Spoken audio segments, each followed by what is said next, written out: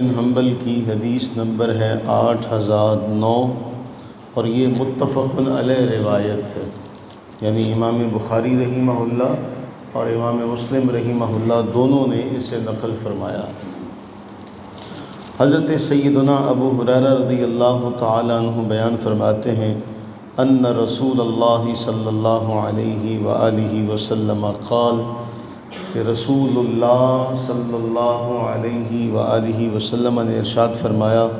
جو شخص بھی سبحان اللہ وبحمدہ دن میں 100 بار کہے گا، سبحان اللہ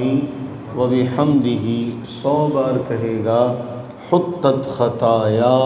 وإن كانت مثل زبد البحر، اس کے وہ تمام کے تمام گناہ معاف ہو جائیں گے جو اس نے کیے ہوں گے، یہاں تک کہ اگر وہ سمندر کی جھاگ کے برابر بھی ہوں تب بھی اللہ معاف فرما دے گا۔ دو باتیں بہت اہم ہیں۔ سبحان اسی سے لفظ تسبیح بنا ہے، اسی سے لفظ تسبیح بنا۔ قرآن کریم میں بارہا آیا نا، یسبحہ سبح للہ، یسبحہ اس کی تسبیح بیان کرو، صبح و شام اس کی تسبیح بیان کرو، ذکر کثیر کرو، ہر عیب سے اس کو پاک ماننا، یہ سبحان کہلاتا ہے، اسی کو تسبیح کہا جاتا ہے۔ ہمارے ہاں تو دانوں کو کہہ دیا گیا، لیکن تسبیح کا معنی یہ ہے اللہ تعالیٰ جل وعلا کی ذات کو ہر عیب سے بری ماننا، ہر شے سے جو اس کی ذات کے سایہ نشان نہیں ہے اس سے اس کو پاک ماننا، اس کو تسبیح کہتے ہیں۔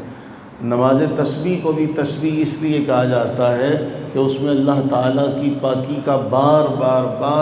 بار تذکرہ، کثرت کے ساتھ تذکرہ، اس لیے اس کو تسبیح والی نماز، یعنی جس میں اللہ کی بار بار حمد کی جاتی ہے۔ اور اللہ کی حمد، رسول اللہ صلی اللہ علیہ وآلہ وسلم نے ارشاد فرمایا، اے اللہ جس طرح تو نے اپنی حمد کی ہے نا، لا احصی ثناء علیک، میں اس طرح تیری حمد نہیں کر سکتا جیسے تو نے اپنی حمد خود کی ہے۔ تو اللہ تعالیٰ کو یہ پسند ہے۔ تو جس نے بھی اللہ تعالیٰ کی تسبیح بیان کی، پاکی بیان کی 100 بار، اب ہمارے نزدیک جو جھاگ ہے وہ اس کی کوئی انتہا نہیں ہے، اس کے ہاں تو ہر چیز کا ایک معیار ہے نا، گنی ہوئی ہے، ہم تو اس کی نعمتوں کو شمار نہیں کر سکتے، ہمارا تو شمار کا احاطہ بہت تھوڑا ہے۔ تو ہمارے نزدیک سمندر کی جھاگ ایسی ہے جس کا احاطہ نہیں ہو سکتا، تو اس کے نزدیک تو وہ فرما رہا ہے کہ اتنا بھی اگر تم نے کیا ہوگا، اے حبیب کریم علیہ الصلوۃ والتسلیم بتائیے لوگوں کو کہ اگر اتنی بھی کسی نے غلطیاں کی ہوں گی تو میں ان کو بھی معاف کر دوں گا۔ تو وہ مالک ہے، وہ تھوڑے سے عمل پہ زیادہ اجر عطا کرتا ہے کہ 100 بار پڑھنا سبحان اللہ وبحمدہ، اور اللہ تعالیٰ کو یہ کلام انتہائی پسند ہے۔ اور ایک روایت میں اللہ کے نبی سرور عالم صلی اللہ علیہ وسلم تو یہاں تک ارشاد فرمایا تھا، ہم نے وہ روایت بھی کئی بار پڑھی ہے کہ یہ کلمے زبان پر بڑے ہلکے ہیں، میزان پر بڑے وزنی، ترازو پر بڑے وزنی، ان کا ثواب بہت زیادہ۔ تو اس لیے اصل معاملہ کیا ہے؟ اصل فلسفہ یہ ہے کہ اللہ کی تسبیح بیان کیا کرو،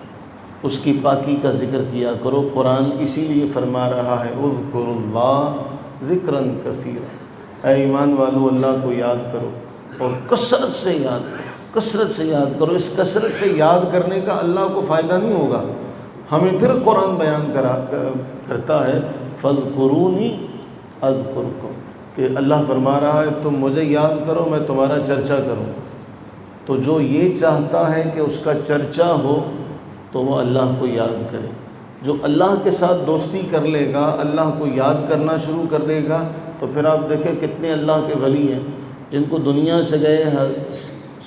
کئی سو سال ہو چکے ہیں، لیکن آج بھی دنیا ان کا نام لیتی ہے،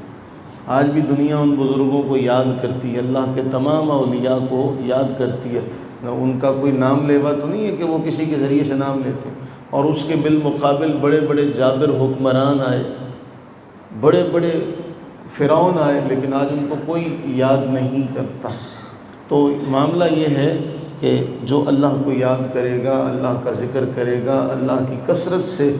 جو اس کا عبادت کا طریقہ اس نے بتایا ہے اس کو رکھے گا اپنے معمولات میں تو پھر اللہ تعالیٰ اسے نوازے گا۔ ہم اللہ سے دعا کرتے ہیں کہ باری تعالیٰ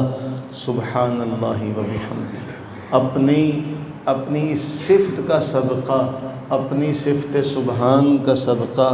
اس کا اردو میں ترجمہ نہیں ہے، اردو زبان لفظ سبحان کا ترجمہ کرنے سے قاصر ہے۔ اے باری تعالیٰ تجھے اس صفت کا واسطہ دیتے ہیں، ہم پر اپنی رحمتیں برکتیں نازل فرما، ہمیں رزق حلال رزق فراخ عطا فرما، ہمیں محتاجگی سے فقر و فاقے سے، ہمیں ہماری نسلوں کو ہمیشہ ہمیش کے لیے محفوظ فرما اور ہمیں اپنا بنا لے، ہمیں اپنا بنا لے، ہمیں اپنی قدر و منزلت کی معرفت نصیب فرما اور ہمیں اپنا قرب عطا فرما، آمین ثم آمین۔